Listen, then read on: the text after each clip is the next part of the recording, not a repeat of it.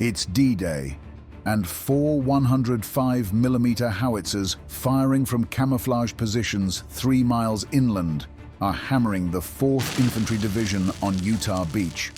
Their shells bracket the only usable exit off the sand, inching closer with each salvo.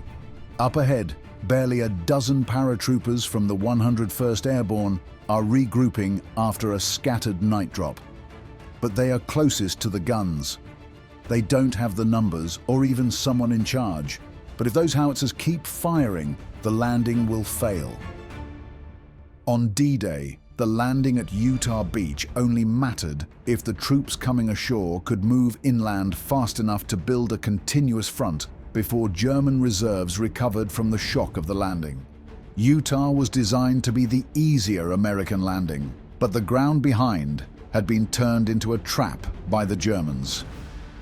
They had flooded the flat farmland inland by damming streams and opening floodgates, turning the area into waterlogged fields that couldn't allow vehicles or large formations to pass. The causeways created by the flooding were what ultimately became the real battlefield. Columns from the US 4th Infantry Division had to funnel through them to leave the beach area and reach the inland road network. Causeway 2, in particular, became one of the key exit routes off the beach, quickly becoming congested as engineers had to clear obstacles under fire and vehicles piled up behind every delay. Soon, that place became a long, fixed target. German planners tried to take advantage of that problem by building the Atlantic Wall.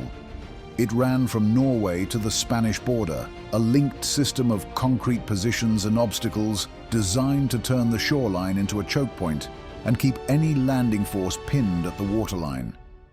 The artillery within range did not need perfect observation to cause any real damage. It only needed a steady rate of fire onto this narrow strip to make losses inevitable. To overcome that, the Allies launched airborne forces inland to seize and hold the ends of those causeways and block the routes German units would use to counterattack. One of those targets was Brecourt Manor, a farmhouse estate set among Normandy hedgerows a few miles inland. Concealed along its field boundaries was a German battery of 4 105mm howitzers, firing onto Causeway 2, disrupting the 4th Infantry Division as it tried to push inland. As long as those guns kept firing, the breakout would slow down just enough to watch the casualties rise. At about 1:30 a.m. on June 6th, paratroopers from the 101st Airborne Division started dropping into the Cotentin Peninsula, the stretch of Normandy that juts out into the English Channel, to secure routes inland and protect the exits off Utah. The C-47s carrying the 101st Airborne ran into heavy flak as they approached Normandy. Among them was Easy Company. Their flight plan called for a slow and steady run-in so paratroopers could drop cleanly. But under fire, the pilots shoved the throttles forward to escape the bursts. When the jump light came on, Easy Company was thrown into the night with their aircraft already pulling away from the intended drop zone. The opening shock ripped gear loose, including leg bags loaded with extra ammunition, explosives, rations, and the supplies meant to last through 2 days of fighting. Some paratroopers hit flooded ground and drowned. Others slammed into trees, buildings, and the anti-glider poles driven into fields as obstacles. By the time parachutes stopped drifting, Easy Company had been scattered across the Cotentin. As dawn came, Easy Company was still just a handful of survivors. 26-year-old First Lieutenant Dick Winters, the eldest and highest-ranking officer still standing, spent the night gathering men from the scattered drop, linking up with whoever could be found. Around 7 a.m., his makeshift group reached the area of Le Grand Chemin, where the understrength 2nd Battalion, 506th Parachute Infantry Regiment, had set up a temporary headquarters. Almost as soon as Winters sat down to rest, reports came in stating that scouts had located the German battery near Brecourt Manor. He had no detailed plan, no reliable intelligence, and no time to wait for easy company to rebuild to full strength. Given they were around 280 yards away, he was just told, "There's fire along that hedgerow there. Take care of it." He went looking for visual confirmation of what they were dealing with. From the grass and hedges, he could spot the 4 guns firing from the hedgerow. Zigzagging trenches linked the gun pits, which followed an L-shaped path around the field. If that wasn't enough, several machine gun nests covered the rear approaches. Upon his return, Winters gathered all the men he could for this mission. Since this had been flagged as urgent, everyone who followed him moved out with whatever ammunition and equipment they already had on them. His initial assault element was 17 men, counting him. 3 of the guns were oriented east, working the routes off Utah, while a 4th faced north, angled to protect the battery's left flank.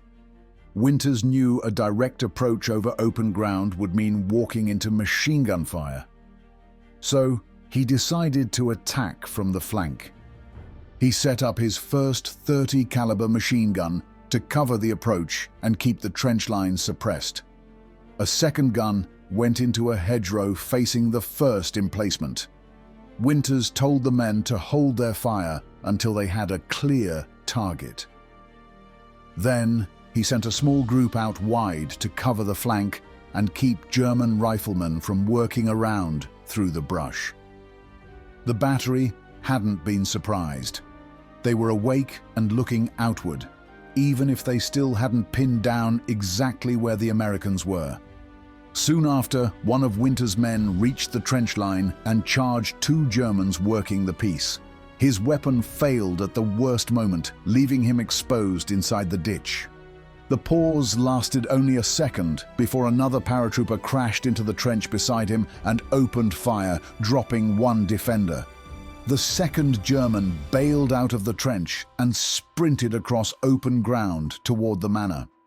A grenade followed him over the parapet and burst above him as he ran.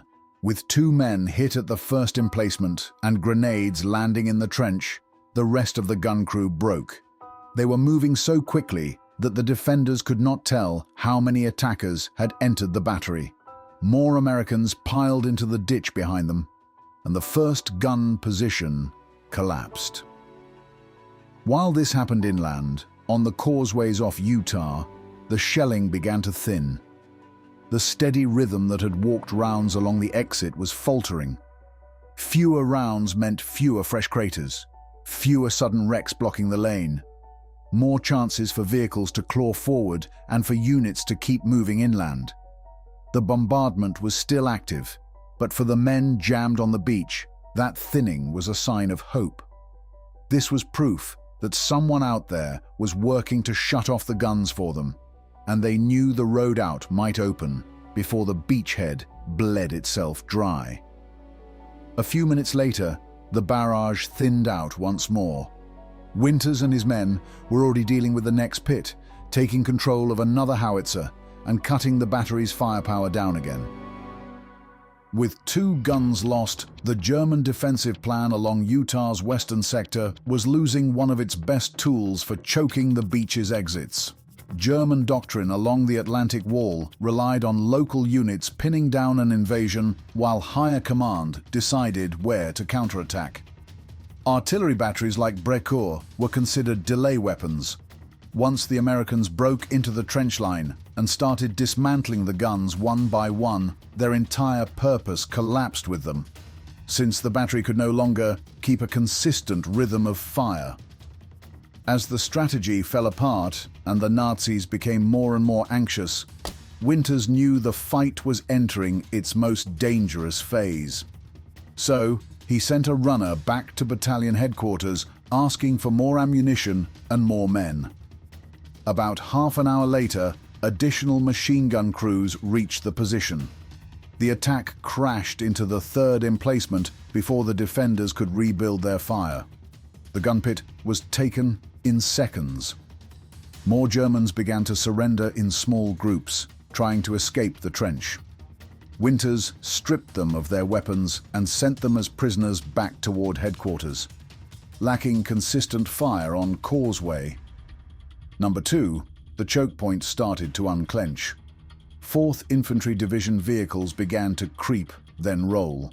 German counterattacks were forced to deal with a growing line of resistance inland rather than a bottleneck on the beach.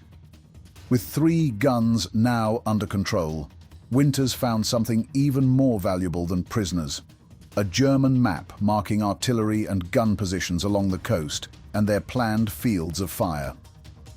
As much as taking an entire battery out of service was helpful to the war effort, the information he uncovered gave US commanders a clearer picture of nearby German fires.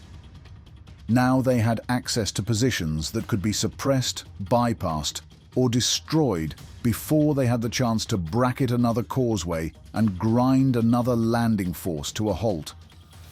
Winters did not know it at the time, but his troops had been up against approximately 60 German soldiers from No. 6 Battery of the Gebirgs Artillery Regiment 191. Even with such a numerical disadvantage, they remained victorious. By the end, there had been 4 American losses, with 6 wounded, and an estimated 15 Germans downed, with a dozen captured.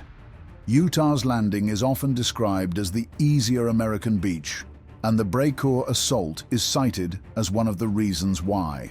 Thanks to Winters and his men, the invasion's western flank faced less artillery pressure now that they had 1 less battery tearing them apart. Winters was recommended for the Medal of Honor, but the award was downgraded to the Distinguished Service Cross. Other decorations spread across the assault force as well: silver stars for key leaders in the trench fighting, and bronze stars for the men who carried machine guns, grenades, and rifle fire down the line of emplacements. The result was one of the most decorated small unit actions of the war.